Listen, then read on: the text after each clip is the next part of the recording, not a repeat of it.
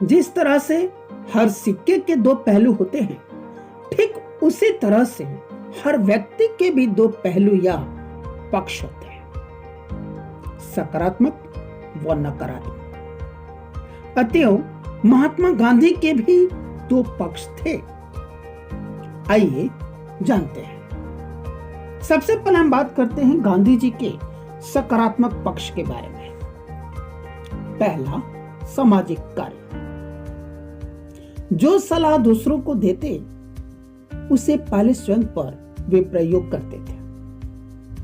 उन्होंने छुआछूत के खिलाफ संघर्ष किया। उन्होंने हिंदू मुस्लिम एकता पर बल दिया। उन्होंने रंगभेद के खिलाफ संघर्ष किया। उन्होंने चरखा और खादी को बढ़ावा दिया। उन्होंने प्राथमिक शिक्षा पर बल दिया, परंपरागत चिकित्सा का प्रसार किया, समानता के लिए कार्य किया, स्वच्छता पर जोर दिया और सामाजिक न्याय की बात की। दूसरा, देश सेवा।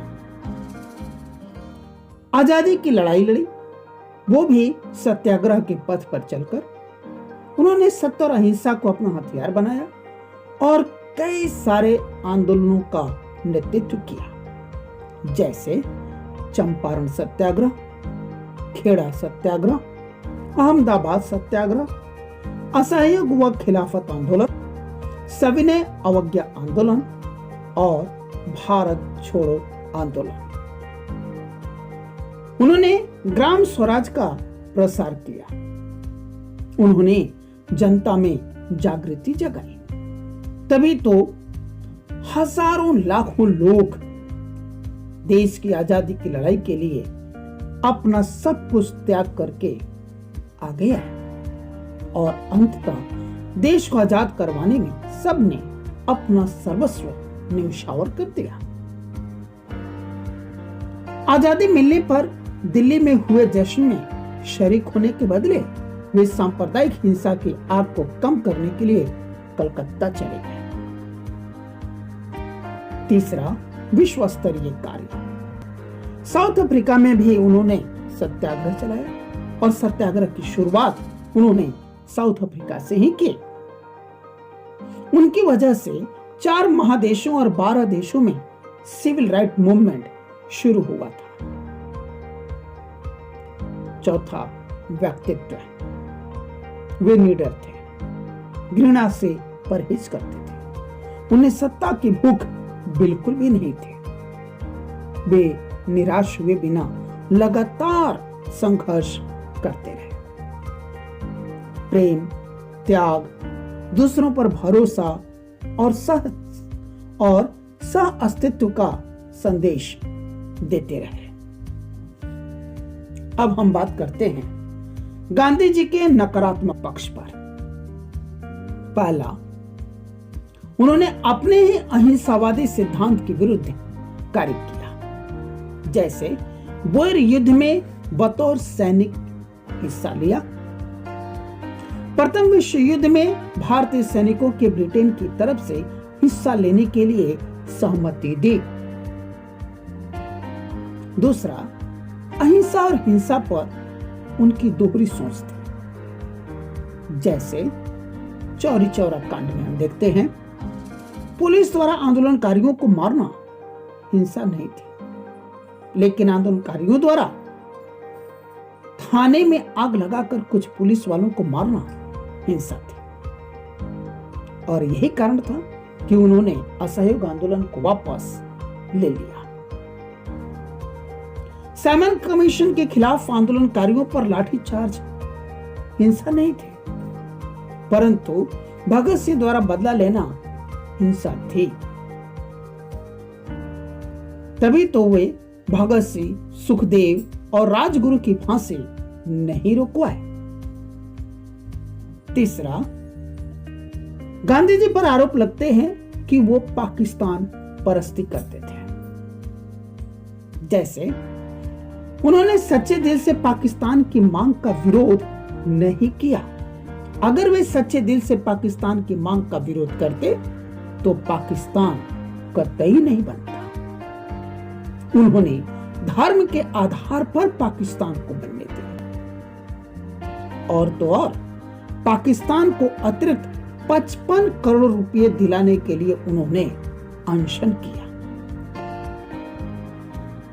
चौथा, गांधी जी पर मुस्लिम तुष्टीकरण के भी आरोप लगते हैं। जैसे पाकिस्तान में मुस्लिमों द्वारा गैर मुस्लिमों को मारने, लूटने, बलात्कार करने, गैर मुस्लिम महिलाओं का नग्न जुलूस निकालने, उन्हें पशुओं की तरह बोली लगाकर बेचने और उनके धर्म स्थलों को तोड़ने व अपवित्र करने के विरुद्ध उन्होंने कुछ नहीं बोला, करना तो दूर की बात। परंतु दिल्ली की मस्जिदों में रह रहे पाकिस्तान से आए हुए हिंदू शरणार्थियों को अत्यधिक ठंड और बारिश के समय भी मस्जिदों से बाहर निकालकर मस्जिदें मुसलमानों को सौंपने के लिए उन्होंने अनशन किया।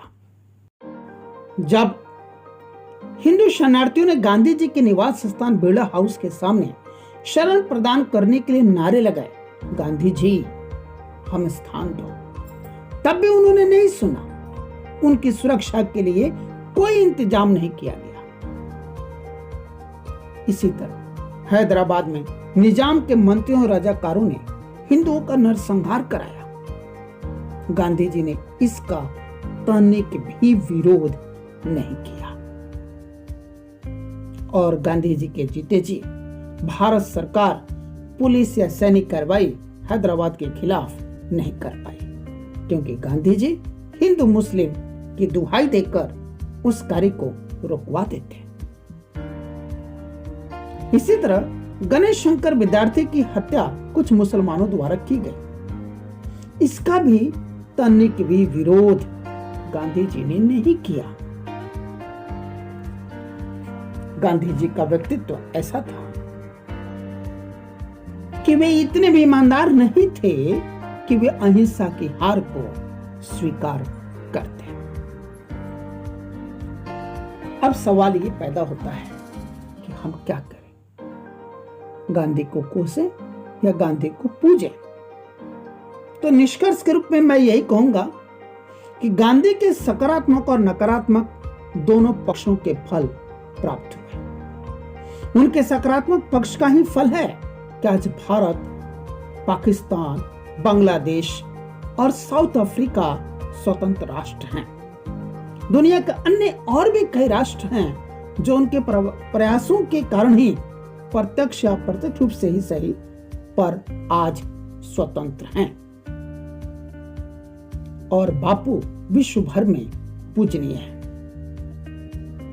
उनके नकारात्मक पक्ष के फलस्वरूप नाथूराम गोडसे ने 30 जनवरी 1948 को उन्हें गोली मार दिया, यानी कि उन्हें उनके गलत कार्यों के फल मिल गए, उसकी सजा उन्हें मिल गई।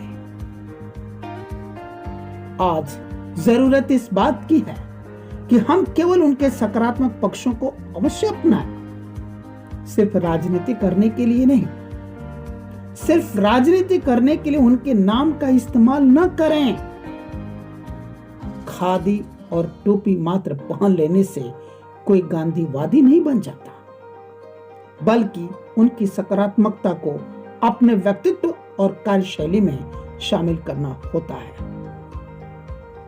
आज जिस स्थिति से दुनिया गुजर रही है और जो परिस्थितियां आज हमारे भारत देश के अंदर बनी हुई है, वैसे हालात में एक और गांधी की जरूरत है, पर सिर्फ और सिर्फ उस गांधी की जिसके पास सिर्फ सकारात्मक पक्ष हों। जो उस महात्मा गांधी के पास नकारात्मक पक्ष थे वो ना हो, उसकी कतई आवश्यकता नहीं है। धन्यवाद।